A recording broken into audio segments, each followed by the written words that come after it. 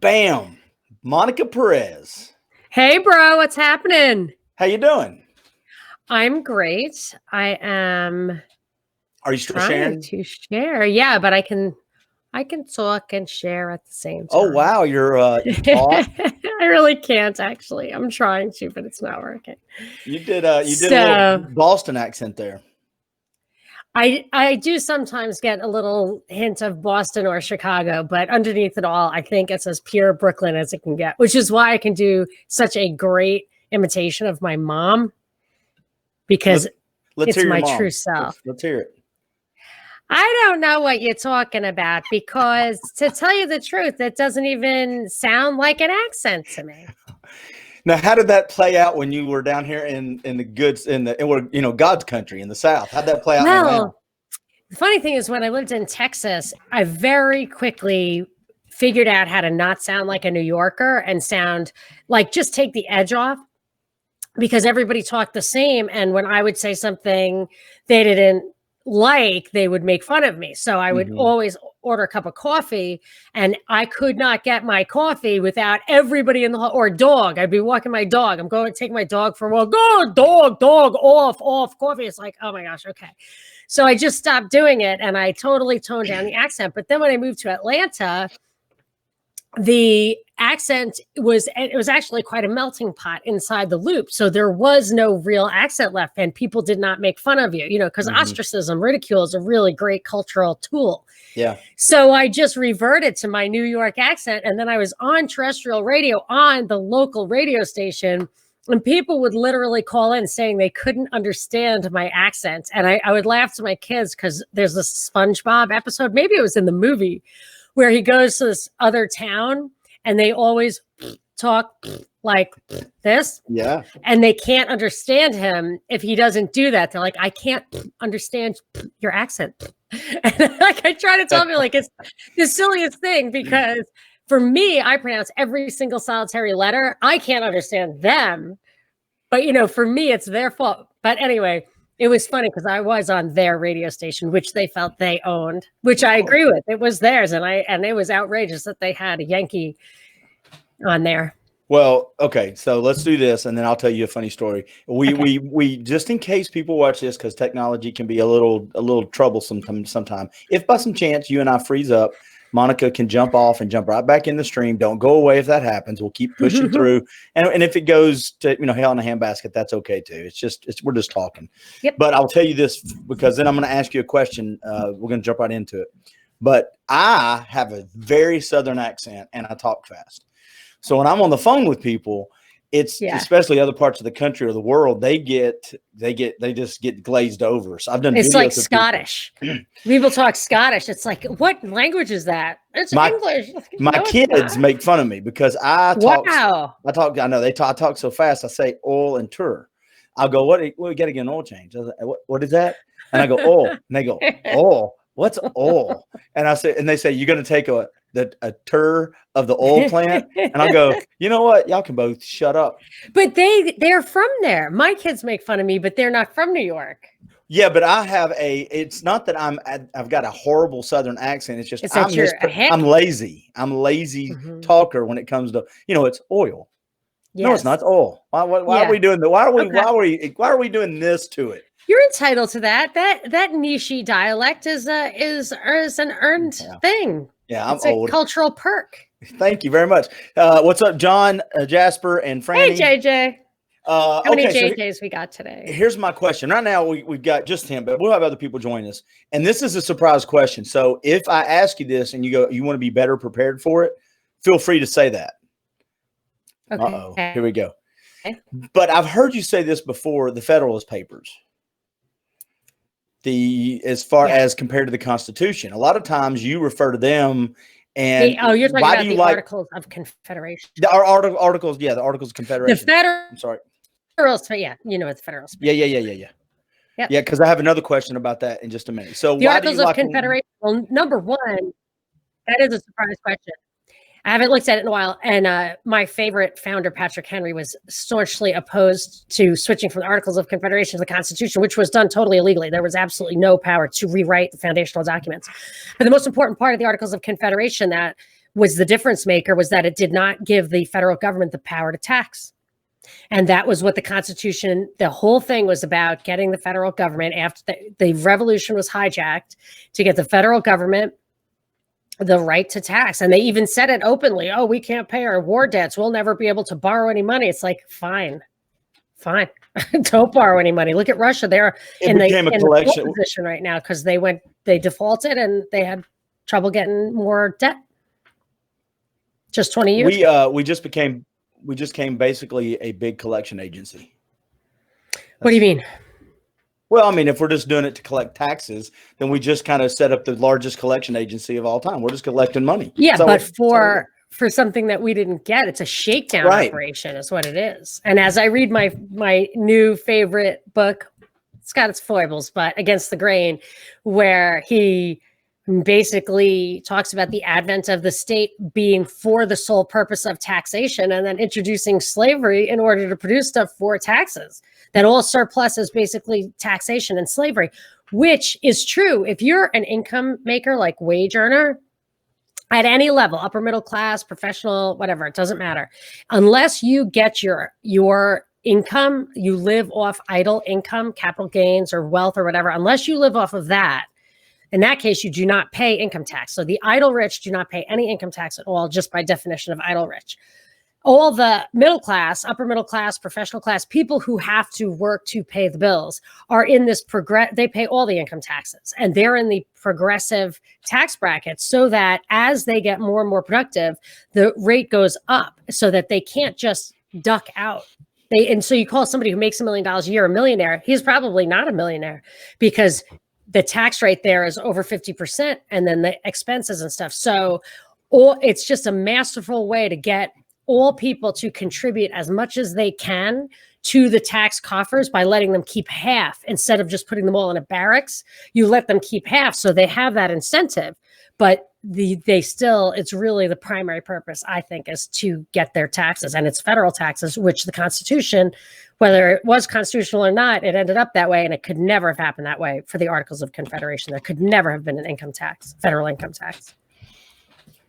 Thank you. See, you were for something that you're not prepared for. You did pretty good. That's just one thing. The Articles of Confederation, I could probably do a total analysis of it, or just read Patrick Henry's speech about it. How did your party go last night? Great. I always have a good time. A lot of, not a lot of alcohol, but I did have a very beautiful pink cocktail. I've been trying to cut down because of the COVID-19, the 19 pounds I've gained since lockdown. That's real, by the way. Oh, fucking A. I knew it would be. So I used to never put ice or bubbles in my drinks. I just like to drink them good, perfect. Right. But now I have to just water them down so they last longer. It's very annoying. So then now I put like pieces of fruit in it. It was like blueberry last night. I'm just like every other skinny chick, just less fun. I'm not skinny, but like, I used to have an advantage over skinny chicks that I could drink, but now it's out of control. Tell everybody about your party, though. Tell everybody when I say party, so there's some that may be watching this go, I want to go to the party. Yes, it's a disappearing patron party. It's every other Friday. Well, I should say it's the first and third Fridays of the month. So if you go to patreon.com/propaganda report, you see all of our tiers. Not all of our tiers, but all of our tiers. And, there have been tiers, but not because of the patrons. So because of trolls. So you can get a bunch of different things. So we have a regular free show, 30 minutes a day, drive time news blast on the Propaganda Report feed of all of your podcasting. And you can get that free. You can contribute on Patreon if you want, but you don't have to. Then there are other tiers that you can get another 15 minutes every day. That's the patron 15. Then the next tier up, you can get, you get one party a month, and then the next tier up you get 2 parties. The next tier up you get 2 parties and a coffee mug. So what does the coffee mug say? Is it the It's so awesome. I wish I had it with me. It's the Propaganda Report coffee mug. It's the only material manifestation of my show and all the years I've done it. I'm so excited about it. I have a limited supply, so I'm just giving it to patron saints. But the party is super fun. So it's a disappearing patron party. It's 90 minutes. It used to be 60 minutes. It used to be 2 cocktails, 1 hour, no record. Now it's 90 minutes. So it's an unlimited number of cocktails, but it goes private completely offline the second it's over. If you want to see it, you have to be there. And the advantage to that is we can let our hair down. But I've also noticed over time, there's another advantage in that everybody comes. Everybody who can come does come. And then we have this super fun, robust chat in the margins. So many people tell me it's not only the entertainment value, like what you and I are providing here, it's similar to that, but the chat on the side where people they talk to each other. Yeah, they talk to each other, and people are so pent up about the COVID thing and all that, and they get frustrated. And there they find like-minded people, and I'm telling you, we're all hooked on it. Here's what I can see to help your engagement on Twitter and Facebook and YouTube. I think you should do a wine glass or a cocktail glass, and then have people take a picture of them holding the coffee mug or the cocktail glass, and they can start registering for prizes. See that down the road? I kind of want to save my cocktailware for monicamixes.com. I know you keep wanting me to give it up for Propaganda Report, but I do have my cocktail. Well, when are you going to start it back? Well, I am surprised at how much time and effort Propaganda Report and Drive Time News Blast take. It's just basically all of my time, but I am going to have a fallback position when I get deplatformed. So I'm trying to build up monicamixes.com. Hey, let's go back real quick. Right there, Franny said Hamilton did that, right? I'm assuming. Yeah, the Federalist Papers was trying to get people to go from the Articles of Confederation to the Constitution. So I like the Anti-Federalist Papers. The Federalist Papers were written, I think, by Alexander Hamilton, John Jay, and wouldn't be George Mason. No, it would. No. I just saw who it was the other day. It couldn't have been Adams. Could it have been Adams? I don't know. Let's look it up. Anyway, it's not Jefferson. That's for sure. Or Patrick Henry, which I found out. I was reading this biography of Patrick Henry and Hamilton, John Jay, and James Madison. You froze up. Are you still there? Uh-oh. Monica, you're frozen.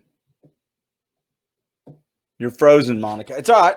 If you froze up and you can still hear me, click out and click back in. There you go. So, yes, Franny Hamilton was part of that. Along with Johnson and Madison. There we go. And she'll click back in just a second. So don't go anywhere. She'll be right back. And if it's not, then I'll say something really cool for the next few minutes and we'll wrap it up and do it again here in a second. But technology, and it's been crazy. I do about 6 or 7 live videos a week on my page and during the break podcast. And a couple of times this week, the internet has just been flooded. All right, here we go. I'm going to bring her back up. Don't go anywhere, everybody. She's popping right back in. Bam. Sorry about that. That's okay. You would think that the internet would have been under more pressure when this first started, but it's under more pressure now. I think they're transitioning to something. I'll be honest. Whatever. I've done 6 or 7 of these this week, and for the first time in months, I actually had one the other day. I had to stop. And I've never had that happen. You said you'll have to reboot, I thought, but you freeze up all the time. We never have to reboot, but there you go. Hey, Mike. Hey, Mike, did you hear my answer about who wrote the Federalist paper? Did you see that? John Jay, Madison, and Hamilton. Yeah. Yeah, Madison. I didn't know if you heard it. Thank you. You're welcome. But I love Patrick Henry. Patrick Henry contributed to the Anti-Federalist Papers. Would you look that up while I tell a little story? Oh, say that again. Who wrote that? That's why I freeze. No, if you use the internet, I'm going to freeze on you. I'm not using the internet. I'm stopping. Yeah. Okay. So so I was reading this book about Patrick Henry, a biography of Patrick Henry, and the introduction, I think it was in this book, which I happened to meet he runs the Georgia Carry of Georgia. No, Georgia Carry, I guess it's called. His name is Jerry Henry, and he's a relation of Patrick Henry. So I sent him this book, and I read it myself, or I read a lot of it. And it started by saying that Thomas Jefferson went out of his way, and there's documented evidence, to enhance his own legacy and diminish Patrick Henry's legacy, because Patrick Henry might have been the prominent hero of our founding story. I prefer him. He rightly pointed out, and boy, was he right, that if you lose the majority as agriculturalists, then you cannot keep this country. It was not meant for the city. But I mean, well, the Articles of Confederation go with all that. But yeah, anyway. Good job. That's just Monica being smart. I could go into it, but I think it will derail us from. I think you could just keep talking about it, and I could just get off screen. I could No, come back. Hey, let's do this. We're 20 minutes into it, and I want to make sure you very rarely send me topics. I send you tweets, but you actually requested Yes. for us to talk about the speech that Donald Trump did. And I'm going to say something. If you try to read a transcript of first of all, Biden, and I've said this for months, but I've said this for months. I've said this for 6 months. Biden's not going to be your nominee. Everybody can think he is. He's not going to be your nominee. I'm just telling you right now. Wow. Whoever is the vice president nominee is going to end up running for president. I'm convinced of it. But anyway, you sent me something. And if you try to read a transcript of a Donald Trump speech, it makes your head hurt. I don't mind listening to him because I know how he delivers. He talks in certain cadences. Well, I would never just make reading it. Yeah, I just would never focus on that kind of thing. No, I know. Because it doesn't matter. What matters is the content. So the reason I was driven to this speech is people were saying how he made this comment where you might not see me for a while because powerful people hate me. Or something like that. I didn't read that. Oh, you didn't see that? See, no. That's the thing. The damn thing is 25 freaking pages. So when I saw that we were on for it this morning, but it's 6 pages. It's 6 pages of him just saying the best ever. We're the best. Thanking everyone for helping him be great, for accepting his greatness. And I'm voting Trump because I don't like the other side. I'm just saying, I mean, not like as I don't like his people. I just don't care for their politics.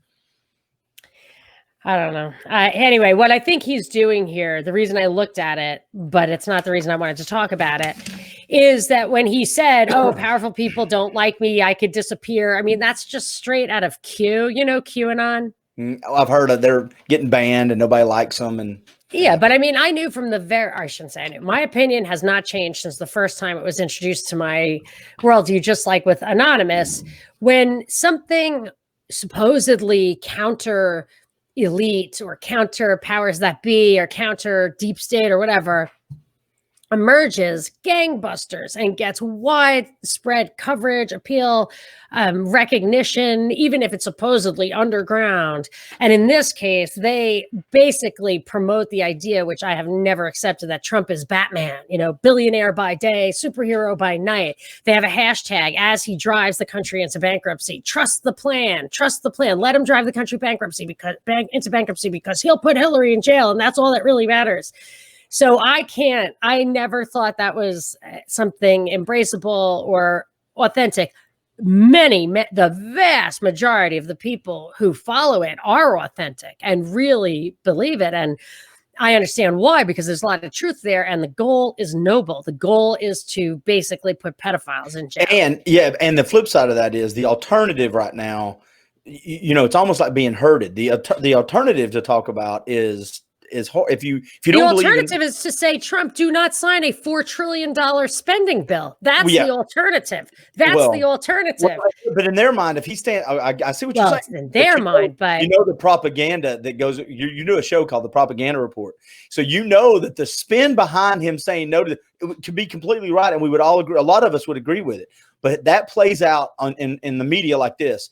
He is standing in the way of helping the American people in the middle of a pandemic. And whom? He is silencing the fiscal conservative right with the hashtag trust the plan. It's not his hashtag. Somebody else is doing it for him. But if Hillary were in office, we would nowhere near there would be a battle before she signed. And you'd have a Republican Congress who they spend like drunken sailors. We're kind of what are we battling? Well, we're going to have $2 $4 trillion deficits back to back. No. What I'm saying is they're doing right now. It is the gridlock that we're not doing anything right now, and that's the reason he's saying that. The biggest spending bill in human history. The first, whatever. That's not enough gridlock for me. Well, right now, though, I'm saying it's gridlock right now. Right. That's why come on. That's just to crash the market so they can get support for another $4 trillion. They can't just be like, oh, we're going to do another $4 trillion. They have to say, the market.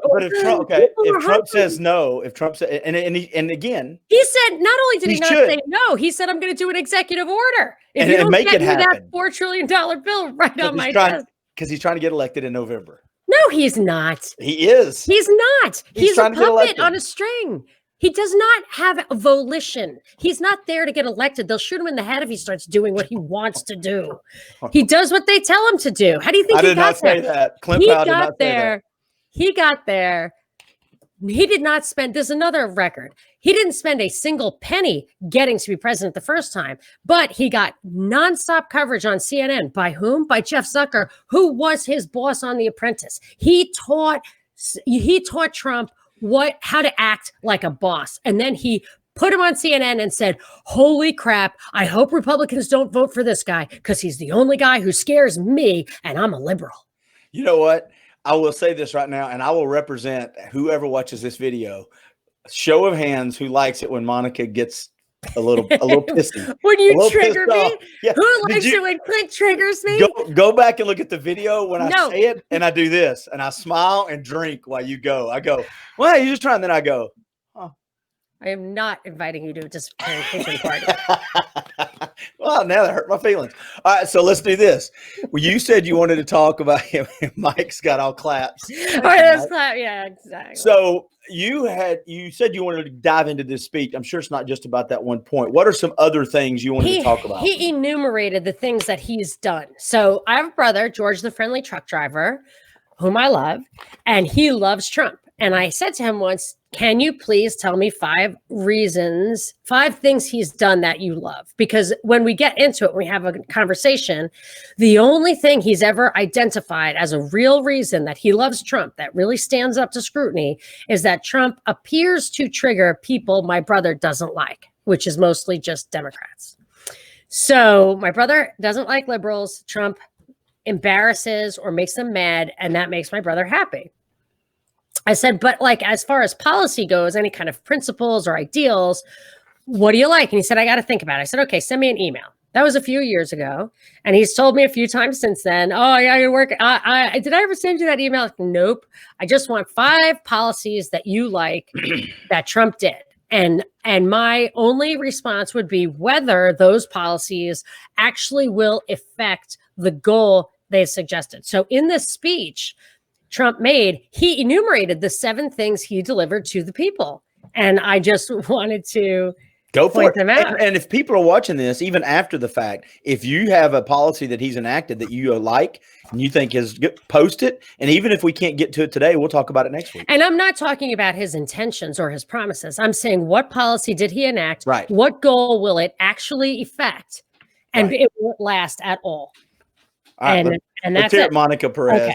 By the way, your glasses match your shirt. You look very nice today. And I think that my new background is, thank you very much. I think my new background is good for my complexion. Hey, I don't like the fake background. It makes you look all kind of zingy. Have you noticed, though, that over the course of the summer, I've gone from being super pale to not as pale? Yeah. Oh, yeah. How'd that happen? I go walk every day for 6 miles because I have nothing else to do. Wow. See, I can't do that because my hip.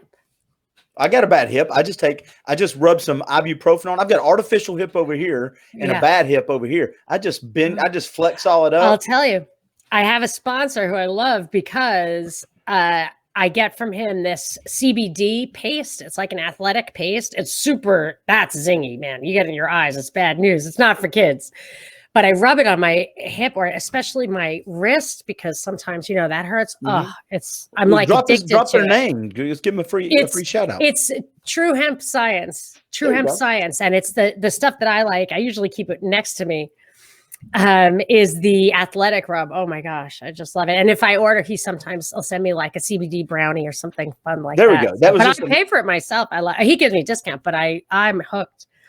So anyway, if you're suggesting I stop walking my dogs because the doctor said that I'm going to need a hip replacement, and I really miss it. I like the sun. I'm getting less pale. See, I used to look super brown, and you look super papery, and I absolutely love. Sorry, I absolutely love your beard. Oh well, thank you. How do you take care of that? So Is it just a comb? Do you use a little beer balm? No, I don't. What I do is I'm letting it grow out, and I keep the side up to here shorter, and then this part's going to get longer. So it's going to kind of taper down. Yeah. And I'm noticing this, and my daughter mentioned it to me the other day. It is snow white. It is, and look at that. It's just terrible. Oh, well, you're blonde. You got that's all white. That's all white. I know, but blonde, I think, goes whiter faster. So when you do the side, do you do it with a trimmer, not like a scissor? Okay. Yeah, no. Like on the widest thing. Yeah. Yeah, I do my head, then I trim this up, and then I just knock down all the stuff that looks, and now as a guy at this age, I also have to take care of eyebrows and ear, because apparently God thinks it's really funny to take hair from here and put it into your ears. Wait till the nose hair starts contributing to your mustache. Are you kidding me? Sometimes I'll be like, what is that? And you'll go, ow, and then you'll tear up and it's cry. part of your head, yeah. God, so the elusive Mr. Perez is growing a beard, but I just don't think he has the hang of how to trim it. He will. He'll get it. I'm going to tell him what to do. He'll appreciate me telling what to do with his facial hair. Yeah. I'm going to tell him how to shave. Yeah, when the wife tells him how to shave. Okay. So Trump says, first, I promise to withdraw the United States from the last administration's disastrous assault on U.S. workers, the Trans-Pacific Partnership. Now, you can imagine why I'm rolling on the floor laughing and crying at the same time at that load of crap. The USMCA was, I think, 95% word for word identical. No, it's 55% identical to the Trans-Pacific Partnership. 90% of the chapters were the same, or 75% of the chapters were the same, and 95% of the wording in the chapters was the same, something like that. But basically, it is the vast majority of the TPP was incorporated into the USMCA. Now, it's only going to be continental, but the TPP went forward in Asia. And if you know what the Trilateral Commission is, the Trilateral Commission is about setting up the three regions, Europe, North America, and Asia.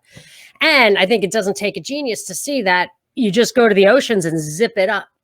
And they talk about in the Council of Foreign Relations, Heidi Cruz and William Weld and that gang set up a proposal for a North American Union where they say outright that you would set up a kind of Bilderberg type group to get all the legislation in the different countries on the same page and to be the most restrictive. If you're talking, you stopped again. And I didn't open up anything new. This one's not on me. And if you look at I haven't looked at it in a while, but the USMCA. Can you hear me now? Yep. Dang it. You now. You can hear me now? But you're coming in and out. Okay. You're coming in and out. Yeah, and it's not on my end. I think I'm looking pretty good. David says we've avoided new foreign entanglements, but I'm not 100% sure of that, because when I look at... Let's see. But let me say this while you're looking. The first point he made is that those two agreements are virtually the same and do really nothing to move as far. My point because is you broke up a little bit. Okay. Sorry. Yeah, my point is that, and there's a study out of Canada from the University of Toronto, I think, where they actually analyze it in depth how similar it is. Everything from the fundamental trade viewpoint to the language. I would answer David's question by saying one of the things he highlights as something he delivered on was moving the U.S. embassy in Israel to Jerusalem. Now, that is such a disruptive thing. No one else had the nerve to do it. And what do we care? Why do we have embassies in other countries? That actually was quite a provocation. And I think that belies. So you don't believe we shouldn't have no embassies in other countries? Well, why do you want to have embassies in other countries? I'm asking especially you now when they don't do anything. News agencies don't even have desks in foreign countries anymore. Why would we? I mean, embassies are there for diplomats who live, who's been empowered to do a certain number of things in real time, so they didn't have to wait for transatlantic communication. And I would counter the not having foreign entanglements, which this counters directly, the Jerusalem thing, to also that we are now engaged in certain foreign provocations. The real purpose, I don't know. But so to David's point, you would disagree with that? I would say foreign policy is not a plus for this guy. Oh, okay. And it will not prove to have been a plus in the end. Even with China? Okay.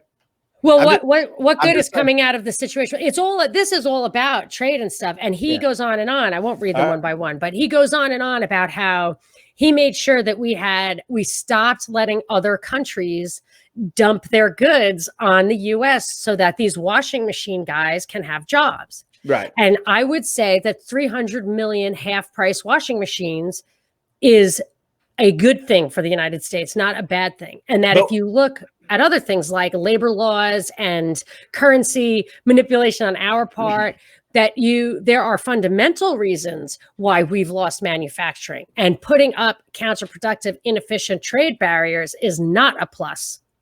So he was doing this speech at Whirlpool, and I'm just giving some context to it. But and again, this is where I'm asking you, since you've spent more time in this speech than I have, but isn't part of it that more parts are made by American workers are in the United States, and there are more jobs because of what isn't that one of the things he's touting? I didn't see in his 7 things anything about the parts. Okay. And he's suggesting that there are more jobs. But is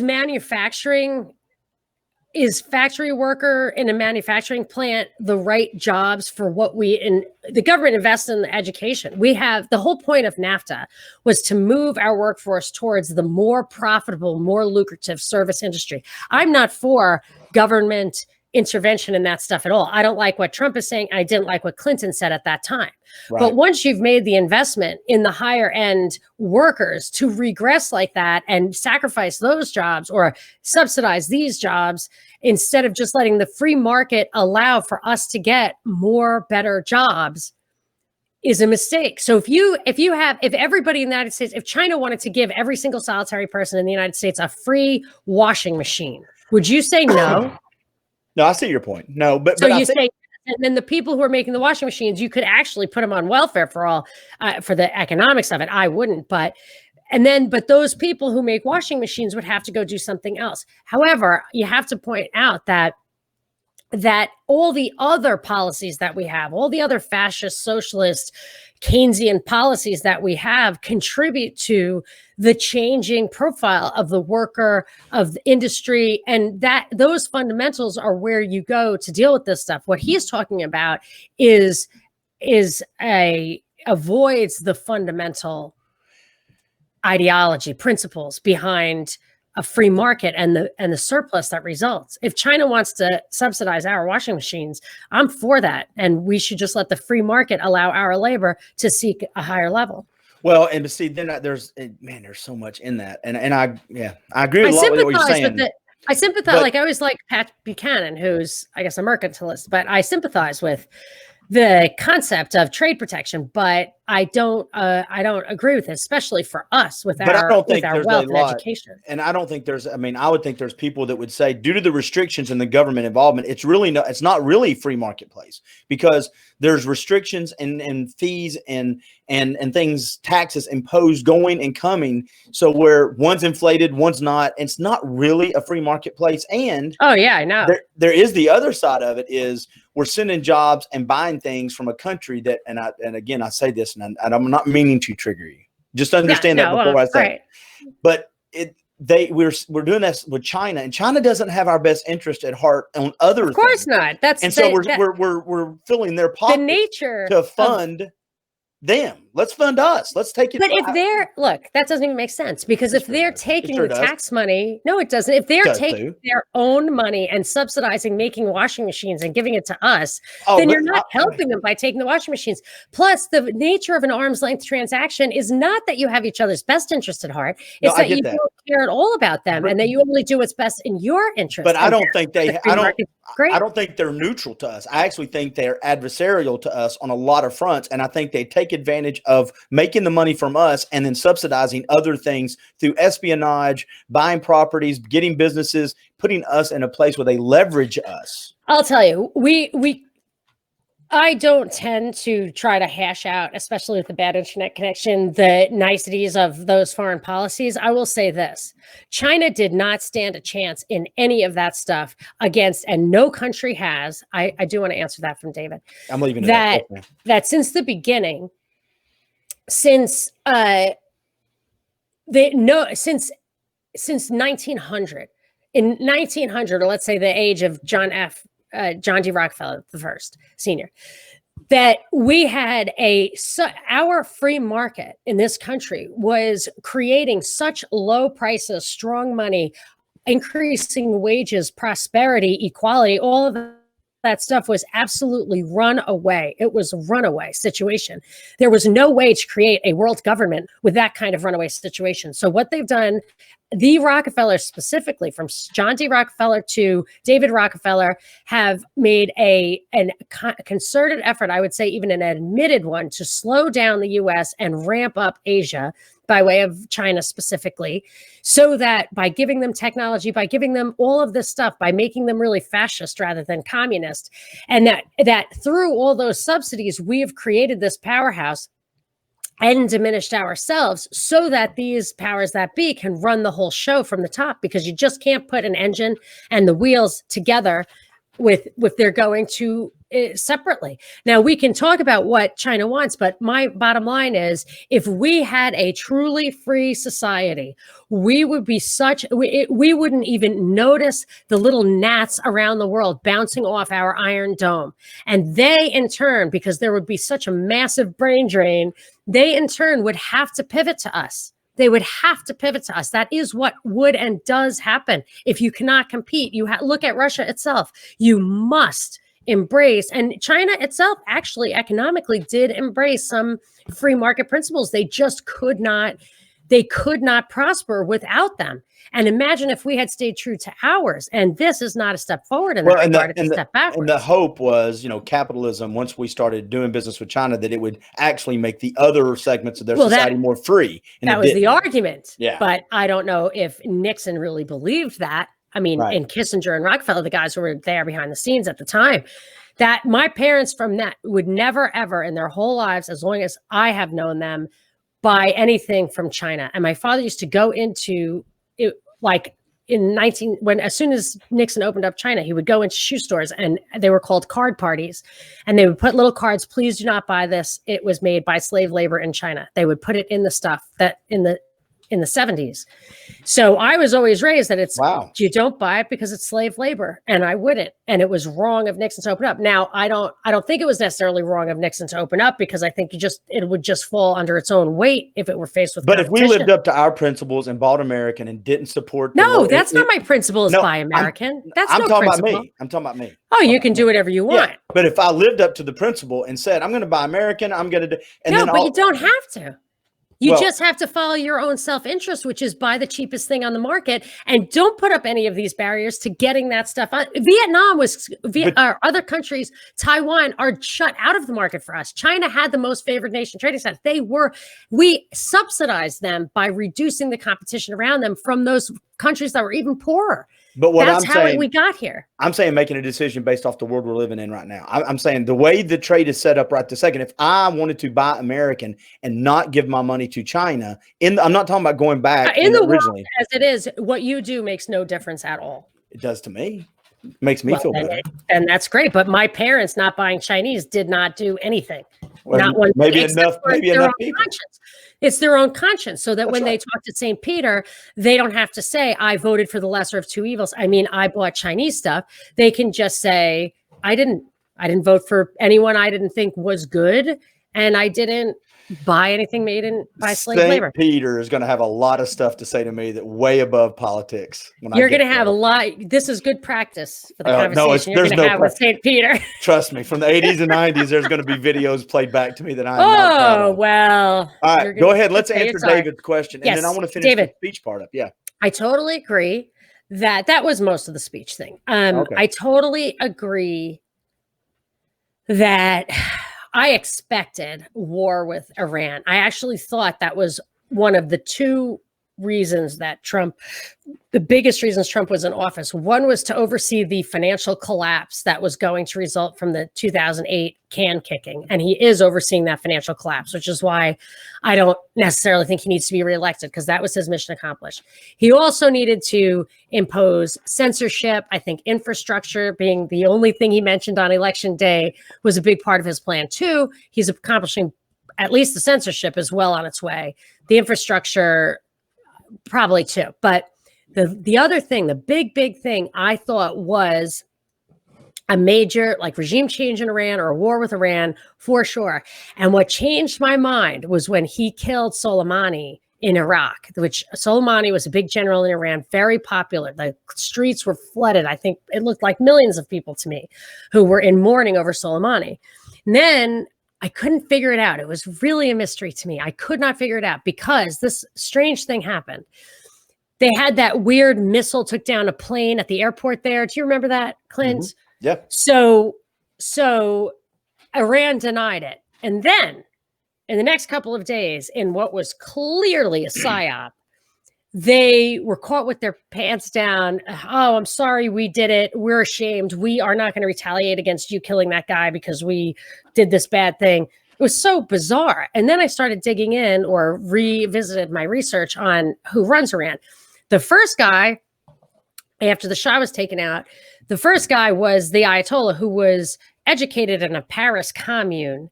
And then the last guy, the most recent guy, Rouhani, got his PhD in Sharia law at Glasgow University. His mentor, his PhD advisor, was a guy who was instrumental in framing the Lockerbie bombing as something Libya did, which it did not. And his mentor, PhD mentor in turn, was an exposed MI6 agent. So Rouhani comes from a line of people who are working behind the scenes. So then I realized they are our great Satan and everybody needs one. So Israel, and we have them and they have us. And that's the way you like it, because that gives everybody an excuse to get into Iraq, to get into Syria, to get into all those places where you divide up the oil or the transit routes or whatever it is that you're in there for, human capital, Suez Canal, whatever you're there for. So then I realized that Soleimani was probably a patriotic Iranian, and we took him out for that. Is probably a treasonous government over there. And now Iran will be I don't believe that we'll ever go to war with Iran. If you listen to the media, though, we have a lot of Satans out there. We have the Ukraine, we have Russia, we have North Korea. But this one is very important to a very important district and a very important ally. And I'm not sure. Israel, and that's where we're doing all our wars right there. Russia's there too. That everything going on there. Wesley Clark's 7 countries that we need to take over or topple in there. Condoleezza Rice's new Middle East map, which was copyrighted. I don't know if you know about that, how she showed us the plan of redrawing the borders in the Middle East. All of that needs an enemy. You can't just go in there. Once there was a unipolar world, there would just be no excuse for just going in there. But now we have Iran, and we're going to keep it that way, I think.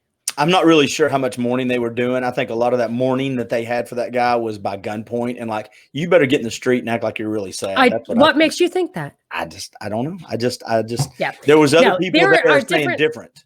There could have been many interpretations of that event, and I only came out with an interpretation, I believe, because I feel like I cracked the code on it, and that's why I think of it that way. Hello, John. He probably doesn't like how he triggers me sometimes. He doesn't want to crash. Did he miss that you were already triggered me up the wazoo, hey, as my father would say? Yeah. If there's a policy that you like that Trump did, throw it up here. If not, we're going to move on to something else on Twitter. Are you okay with that, Monica Perez? Sure. Mm-hmm. You tweeted this, and I sent it to you. America is going to vote by mail. We're not ready. No crap. No crap.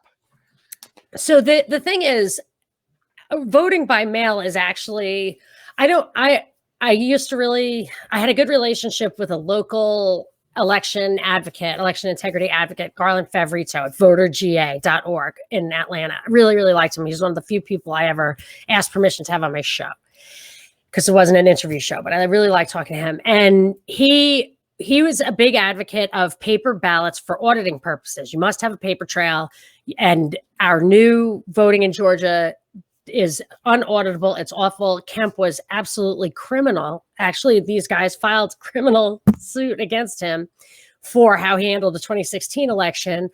And I believe it was. But Garland likes mail-in voting as a rule, as a general idea, because it's completely traceable and you can make it insulated from fraud. The way you do absentee ballots, there's a way. So, and I think one idea I think is that you put a bar, make sure everybody's registered, make sure they give you the right address. You can send them a confirmation a month in advance. Is this your address? Then you send them thing. It has a barcode. They can bring that with them on election day to the election polling place, or they can bring it to the election administrator earlier on, or they can drop it in the mail, as long as there's a postmark. There are ways to do it, but you have to have, there are two things. One is you have to set it up in advance with some, it would be nice to vet it in a midterm election, right, not a presidential election. And you want, if it's going to depend on the US Post Office, the post office needs to not be in a state of disarray, but in a state of fine array. And we are actually subverting the post office for no logical reason right now. And you see all the noise coming in about how it's going to cause the election crisis, which I put out a hashtag months ago, hashtag election crisis 2020. And then the last thing about it, the kicker is Trump was saying, and I figured this immediately, and it was in that Reason article, he was saying, this is going to be the most effed up election. We should delay it. It's the results are going to be unreliable. And of course, that means to me that he's going to win. And then his words will be used against him, because that's how this game is played. Well, I think last week we talked about it. You do realize that. Oh, go ahead. No, it's your. Just the last thing is, no. I do think he's going to win. They're going to use that against him, and these riots are nothing. It's going to be a race-based. I'm sad to say, because I think it's a horrible thing to do to people, that it's going to be. Maybe Stacey Abrams leads the charge or whatever, but a race-based conflict, civil strife kind of thing, election day, to where we may have martial law. And I think it's going to be in part, they're going to throw everything at it, including what Trump said himself. Well, and and I think we talked about this last week, or we brought it up. If there isn't a contention, if there's no one decided as who won the election, I think by January, then Pelosi becomes, or whoever, de facto. It depends on if it happens before or after the congressmen are sworn in. That's true. Yeah. So, because if it's before, then it's her. But if it's after, it's whoever is the new House. Yeah. So, but this is kind of a replay of what happened in 2016, in that the polls kept saying Hillary, and then it didn't pan out that way. So then they used his words against him, saying, we can't trust this election. And he was saying it because she had the illegals voting, which is always true every year. Anyway, but, and because I've known several. So that in itself, I was so shocked. I was like, that avoided the election. How does Biden get away with saying some of the stuff that he says? Like, if you don't vote for me, you're not black, or like that thing this week where he said that if you're an African-American, they don't have diverse opinions. They have a monoculture. Yeah. Oh my gosh. Yeah. If Donald, just say this, and let's take the behind the scenes, because I know it's for bigger purposes, but do you know what the media would do if Donald Trump had said that? I see what they do when he says. Golly. I guess I don't know. I mean, I always think they just pick the most awful candidates to pit against the people they really want to win. So I assume that Zucker still wants Trump to win. Why did Zucker want him in the first place? I don't know. He has a picture of Trump on his desk. Like, I don't know. So I think he probably still wants that. And Zucker could be the most powerful person in this country I just don't know. But in any case, if Biden were to win, I'm not convinced that the votes are decided ahead of time, just that all the candidates are playing ball. So if Biden were to win, this gives them a great excuse to do the 25th Amendment or have him step down. That's just that. John Jasper, then we'll get back into tweets. Iran mourning by gunpoint is an example of our government is trustworthy, but the enemy is always lie fallacy. I don't know. I know I get that, but I'm always going to trust my government and my family other than other people's who I don't think. Why? You have firsthand information that they're not trustworthy. Everybody else is better still here than their life seems over there. So, but how much time have you spent over there? See, that's why I try not to opine on some of the more controversial policies of other countries. It's that I don't really think we know. Look, we argue every day about what's really going on and we're supposed to have the most transparent country in the world. And most of us have a pretty good life too. So, we're good enough to sit away. We can argue about it. And look at what the people we have trusted are doing to it. I know. Now that part's our fault. Well, I think I've been saying all along, it's not my fault. I've been saying all along, your fault. I'm blaming you. You cannot have the government regulate healthcare, not the FDA, not medical, nothing. You want no government, and because they cannot be trusted. And look, they can't. Are you ready for this one? Next tweet. Sure. Here we go. Straight out of Event 201, Facebook, Twitter, take down video of Trump saying children, quote, almost immune from COVID-19. Event 201, which we have talked about, which is the World Economic Forum, Johns Hopkins, and Bill Gates talking about a novel coronavirus. They started talking about this in October 2019. It was actually October 18th, 2019, start to finish. They said it would last 18 months. It would reduce GDP across the world by 10% and reduce markets by 20 to 40% across the board. All this stuff is coming true. Remember, the key thing is it's going to be 18 months. It had 7 calls to action, had a lot of things they talked about. And one big thing was to take media, especially social media, and suppress it, even to the point of putting people in jail for spreading health disinformation, which could impact the lives of healthcare workers, could impact the treatment, the ability to fight this battle. And then to take it another step, the 2010 Rockefeller Foundation scenario, these are all scenarios. So they try to figure out how to rule the world no matter what the people, whatever pops up. So I feel like they have scenarios and is Biden winning or whatever. But in this case, it was called Lockstep. And they talked about taking that, so the similar thing, taking social media suppression based on a health crisis and extending that to social media and other kind of media suppression in the political atmosphere, because the tension about differing views on the health crisis bled over into politics and got violent. And I think we're seeing that right now. And I think we're going to see that. And we are seeing it. And so what's happening to Trump is just a gateway into what's going to happen next, which is all the political suppression that you're already hearing about from Facebook and everybody else. And next, Pentagon officials say Trump was talking nonsense when he called the Beirut explosion an attack. You mean that little fireworks explosion? Yes. And I think I know why he said that right away. Yeah. He immediately framed the question as attack or accident. Attack or accident. Which do you think it was, Clint? I don't know. I know this. I don't think it was an accident. But I'm not saying necessarily I don't know. All right. So do you say it's 40% an attack, 60% an accident?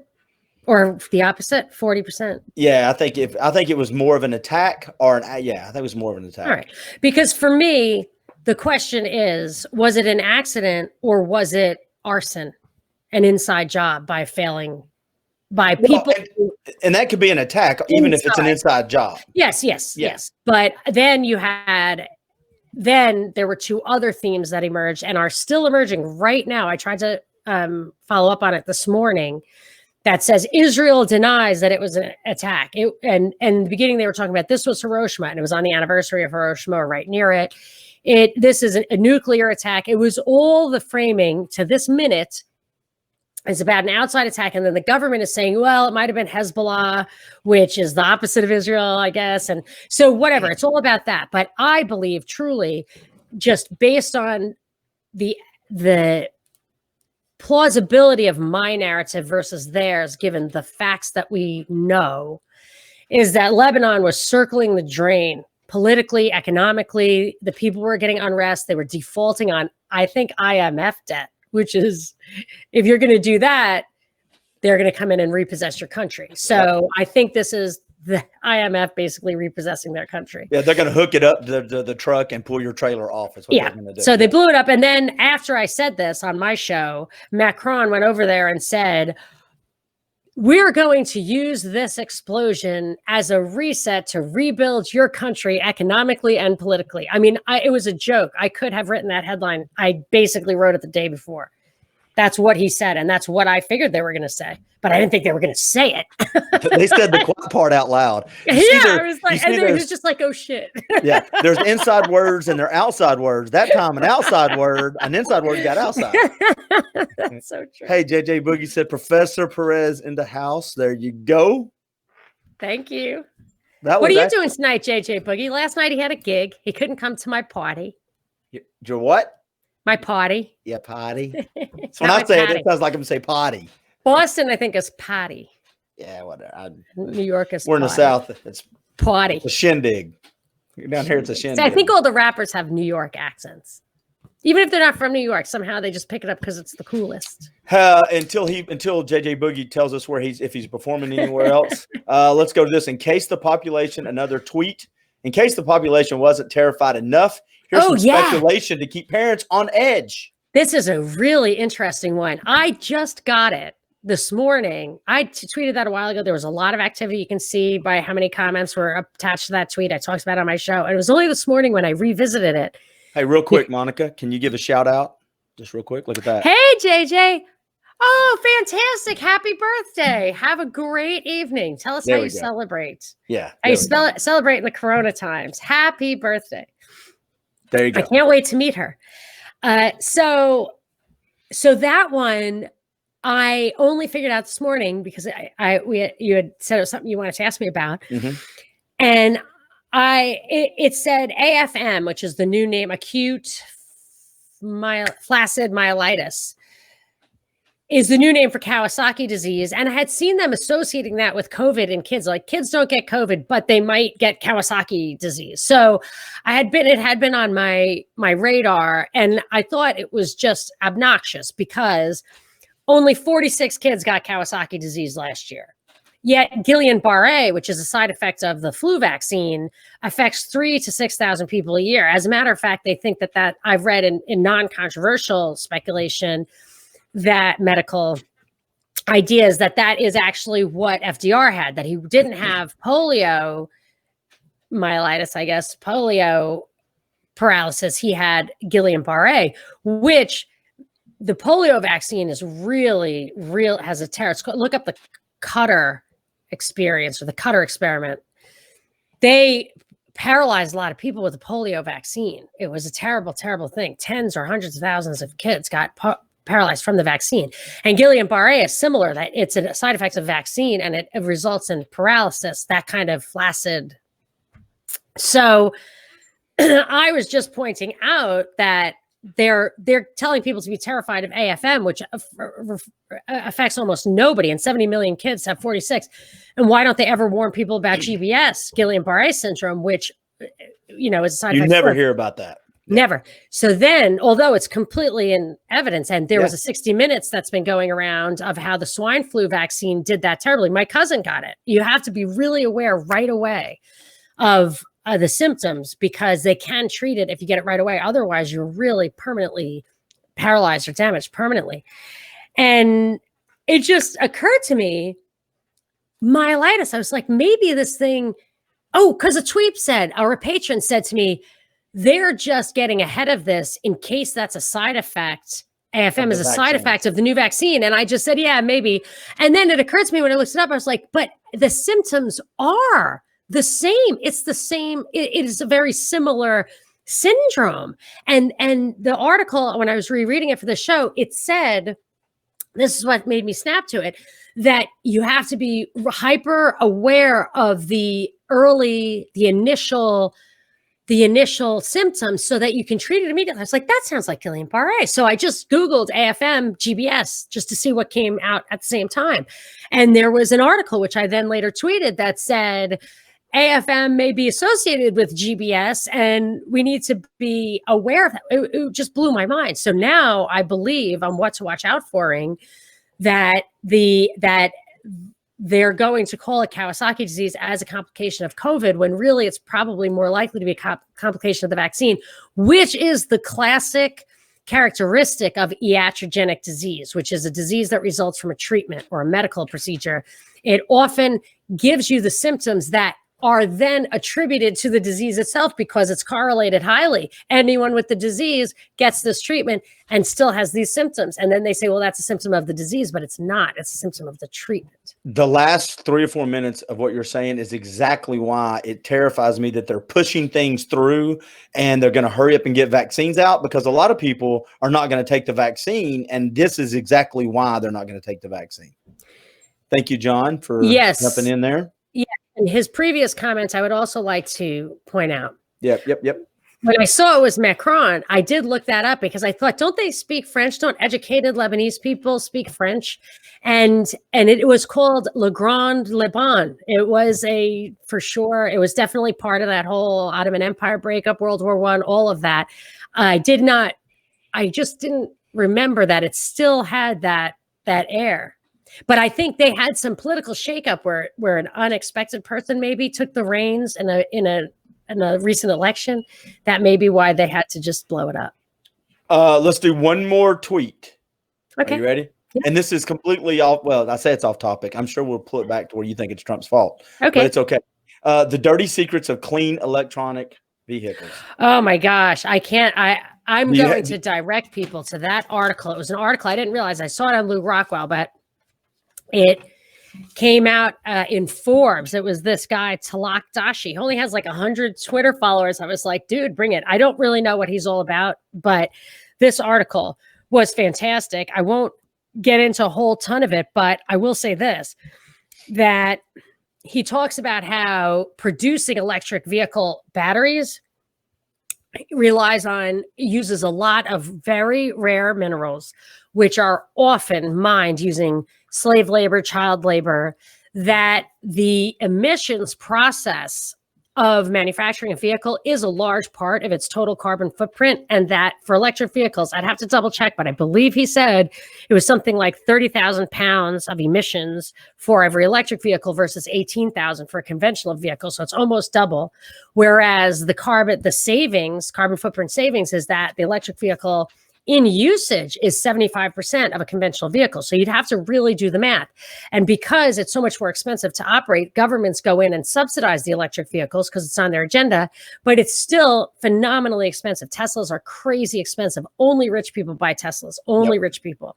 And those are subsidized. And from top to bottom, it's a regressive policy that needs to be revisited and examined. And I have found, and I believe that pollution and many other things are bad for the environment and do not get any kind of attention. CO2 is not bad for the environment. And it's just like masks. The thing that they say is going to address the problem is something that will actually make the problem worse, because CO2 feeds trees. Trees clean the air. You want CO2. It's always better to have more trees to clean the air. I've got 3 of those cars in my driveway right now.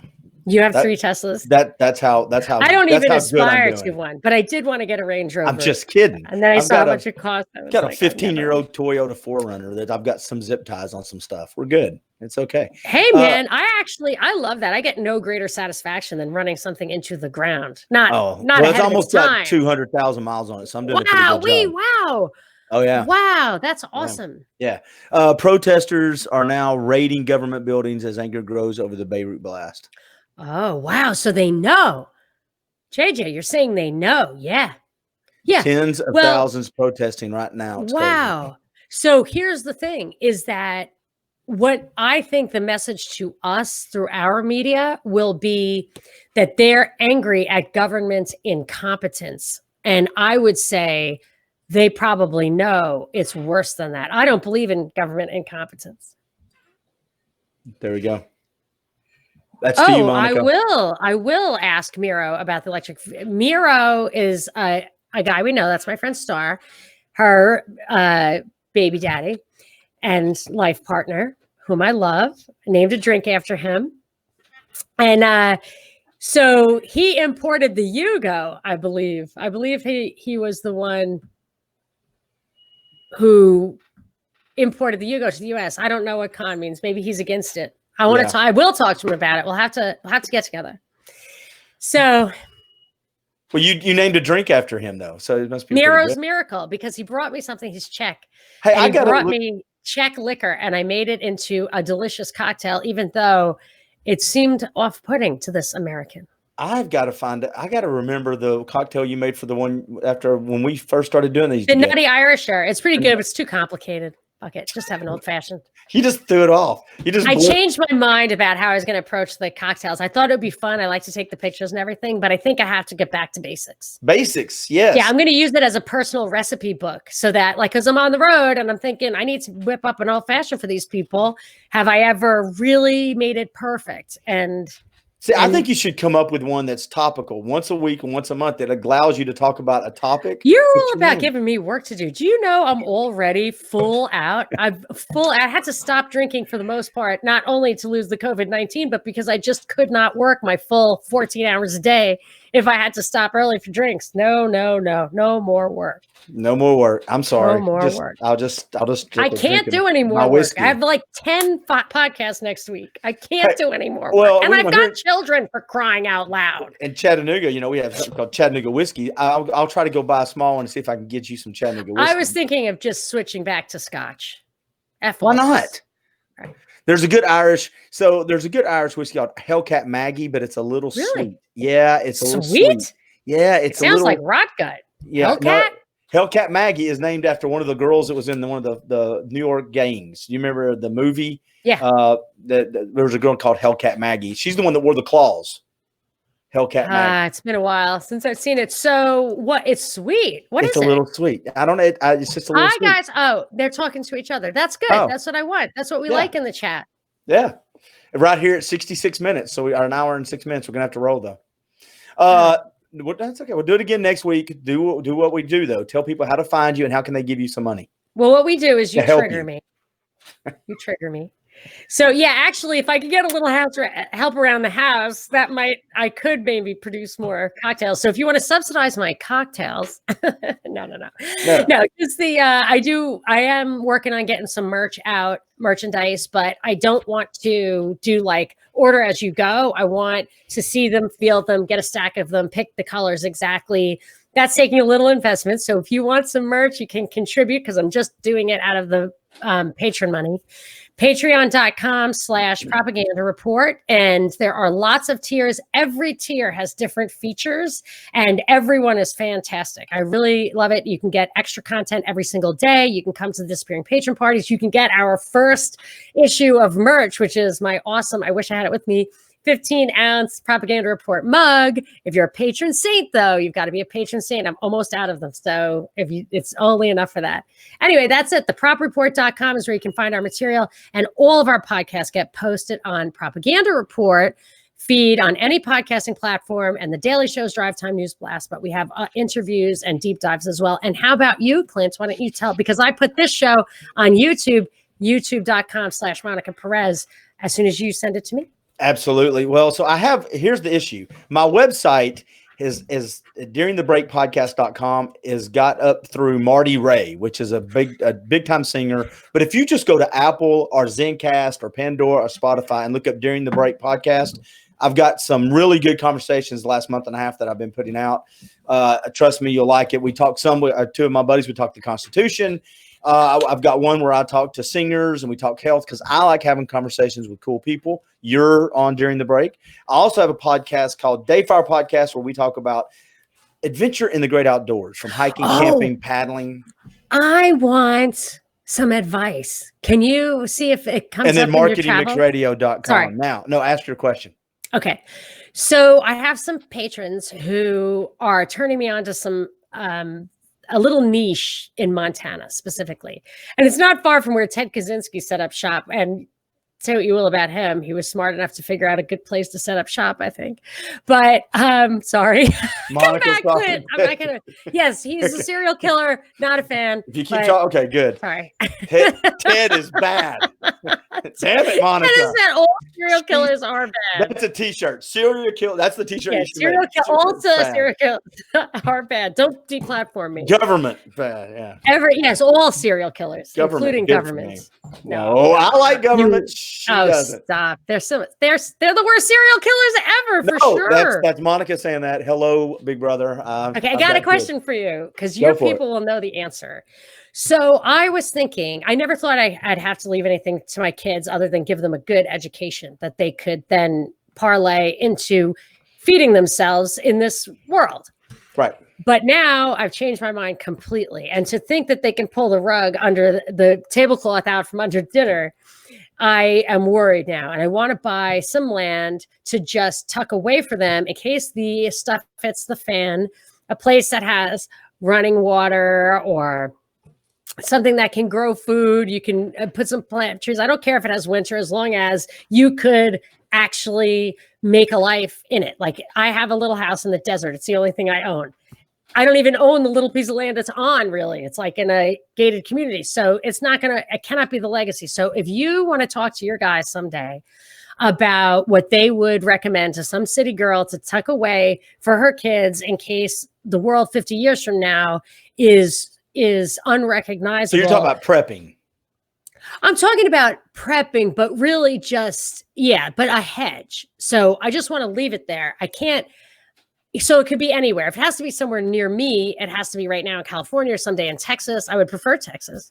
But I feel like Texas doesn't have the running water. Neither does California. You know, you have to be stuck in a system. Whereas up there, if you're near a glacier or mountain, or you know what I'm saying? I don't know where to start. Come on to the mountains of Chattanooga. Come on to the Appalachians. I'm happy to. And plus, I'm trying to convince the elusive Mr. Perez to get on the same page as I, and that we need more than just a golf membership and cases of wine to ride off into the sunset. All right, here we go. You got 2 more comments. I'm not wrapping it up if people are still commenting. Chestnut. I love Brad Chestnut. Great show. Looking forward to my coffee mug. And then let's check this out, Mike. Trump is having a major news conference in a few minutes. Thought he was going underground. Oh, yeah. Q would say he was going underground. Oh, just the last thing he's going to do before he goes is, I think it's an executive order. Trump to sign coronavirus relief executive order Saturday to help unemployed Americans, others. I mean, here's our fiscal conservative. I mean, Hillary, put Hillary in jail. Trust the plan. How's your blood pressure? I don't know, but I got a little.